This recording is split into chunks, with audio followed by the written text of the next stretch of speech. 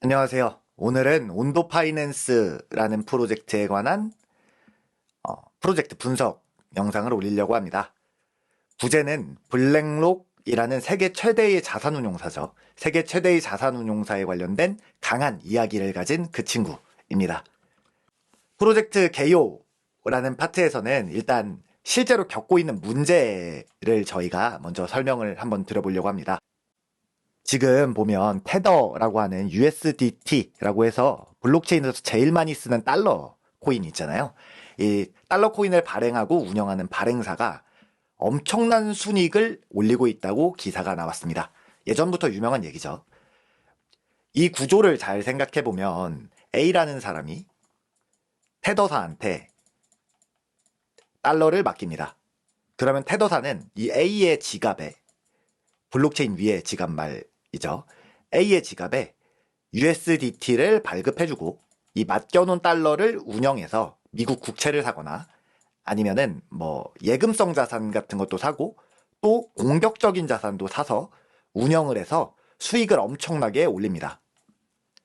근데 생각해보면 이거 좀 억울한 게 A 입장에서는 저희가 은행에 예금을 해도 사실 이자를 주거든요.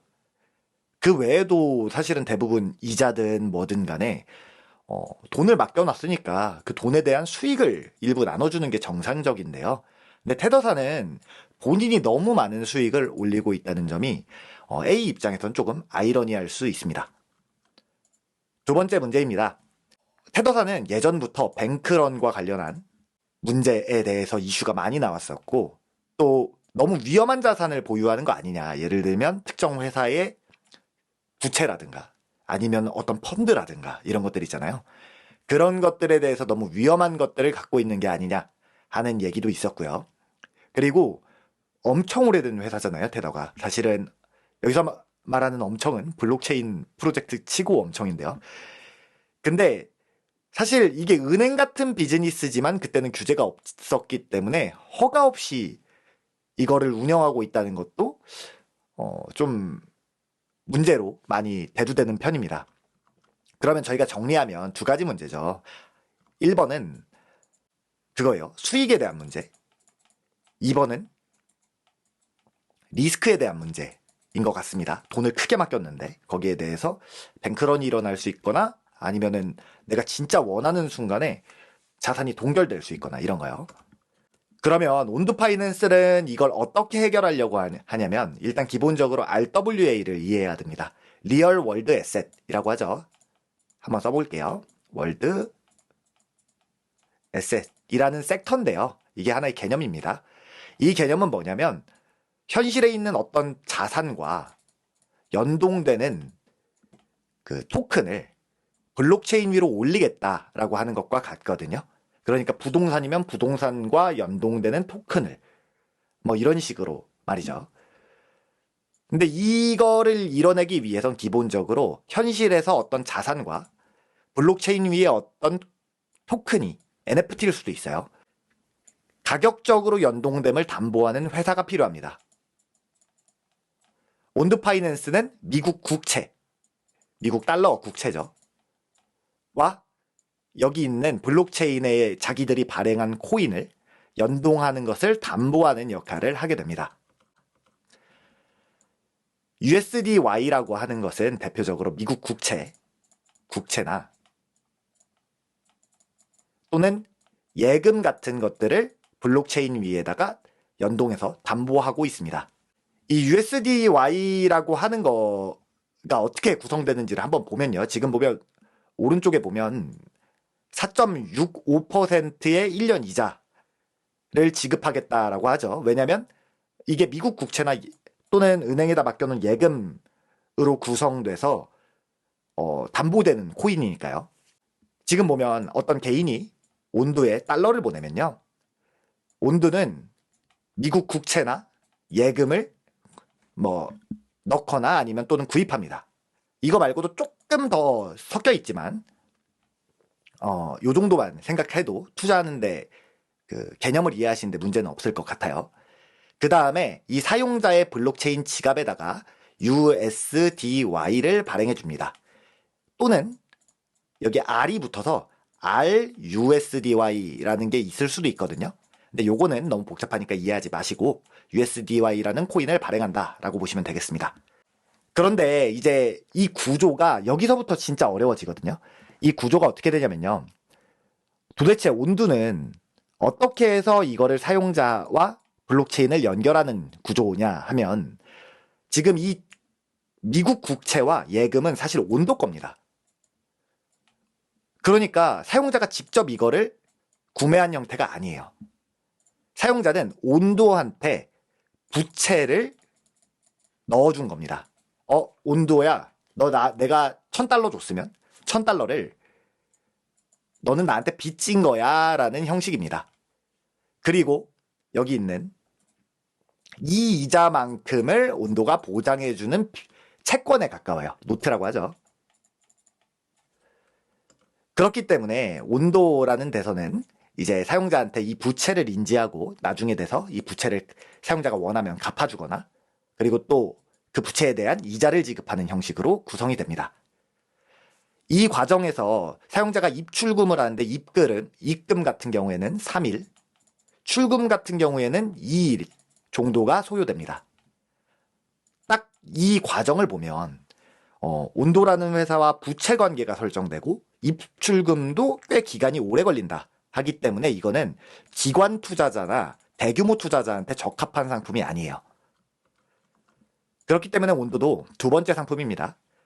24시간 언제든 뺄 수 있도록 돈을 뺄 수 있고 채권 형태가 아닌 상품을 하나 운영하고 있는데요.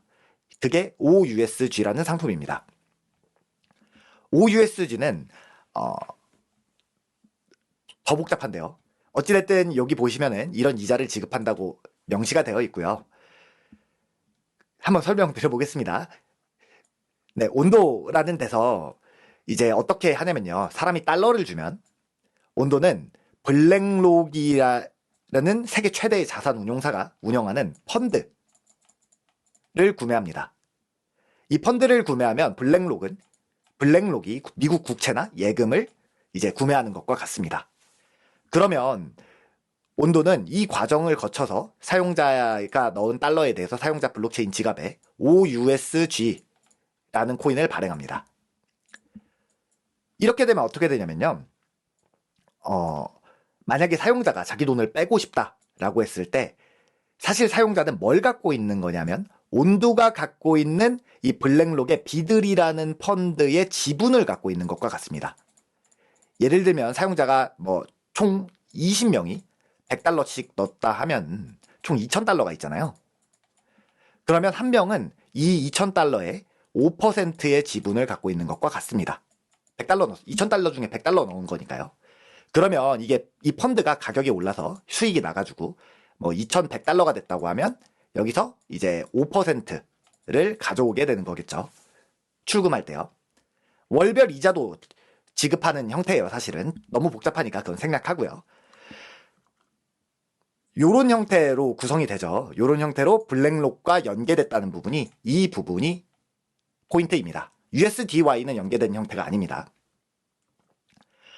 이거 같은 경우에는 보다시피 온도가 운영하는 펀드의 지분을 갖는 형태이기 때문에 그리고 24시간 언제든 뺄 수 있도록 온도가 운영해주고 있기 때문에 조금 더 적격 투자자라고 부르거든요. 그러니까 한마디로 큰 돈을 굴리거나 기관 투자자한테 적합하다라고 볼 수 있겠습니다. 이렇게 하면 뭐가 해결이 되냐면요. 1번, 아까 수익에 대한 부분이 사용자 입장에서 해결이 되는 것 같아요. 그러니까 내가 내 돈을 넣었는데 왜 수익은 테더사가 보지? 라고 하는 그 측면 있잖아요. 그 측면을 요런 방식 RWA를 통해서 해결을 하는데 여기서 중요한 건 뭐냐면 온도가 모든 미국의 규정을 지켜가면서 해결하고 있다는 사실입니다. 그렇기 때문에 이 부분에서 이제 RWA의 키포인트죠. 규제를 지켜서 담보할 수 있느냐를 해결하고 있다고 보시면 되겠습니다.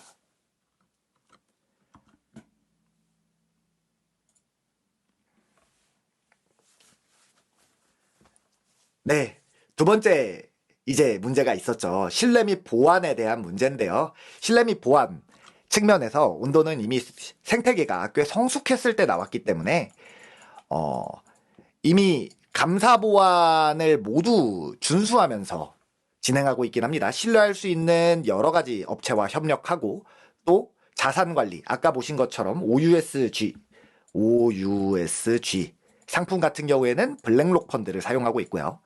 게다가 온두의 팀 멤버들이 나중에 설명 다시 한번 드리겠지만 대부분 굉장히 유명한 회사, 월스트리트 회사들에서 온 사람들입니다. 이런 걸 토대로 규제를 모두 준수하고 감사도 받고 하는 형태로 테더가 갖고 있는 신뢰 및 보안 문제를 해결하고 있다고 말합니다. 아까 말씀드린 것들 중에 USDY 같은 경우에는 미국인이 투자를 못해요. 미국인은 불가하고요. 그리고 OUSG 같은 경우에는 기관 투자자, 그러니까 심사를 받고 투자를 할 수 있습니다.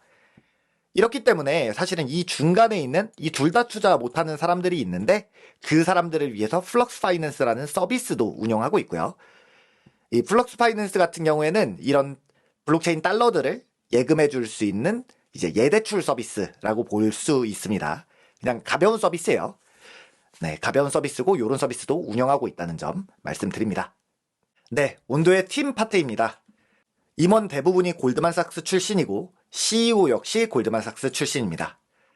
제가 생각하기에 프로젝트 분석에 많이 중요하지 않은 부분은 쉽게 이렇게만 설명드리고 넘어가겠습니다. 커뮤니티 파트입니다.